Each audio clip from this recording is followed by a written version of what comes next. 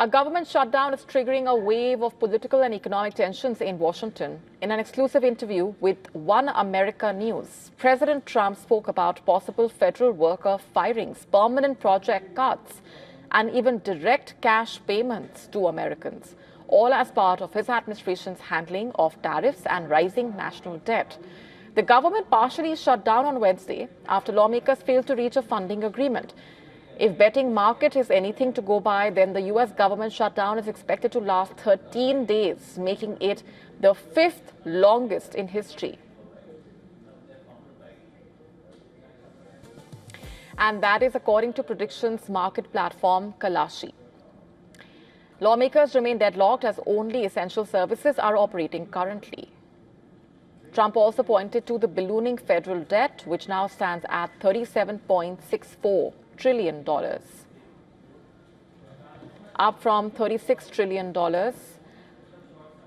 just a year or two ago. And he claimed that despite the increase, the U.S. is now under-leveraged due to higher revenue streams. According to Trump, that dividend could come from tariff revenues, which he says are just beginning to kick in. He estimates the U.S. could generate over $1 trillion per year from tariffs, a number that far exceeds the Treasury's own estimate of $500 billion annually, as cited by the Treasury Secretary. To date, the country has collected more than $200 billion in tariff revenue. Meanwhile, inflation is reported to be stable, hovering near the Federal Reserve's target rate. But for consumers and businesses, the real-world impact is still being felt.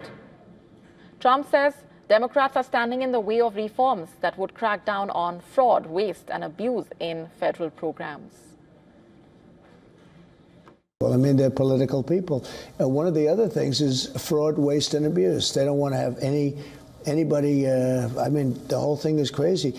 When you find obvious fraud, you want to take care of it, waste and abuse. And they don't want anything to change. And what that's going to do is ruin it for the people that are tax-paying great American patriots.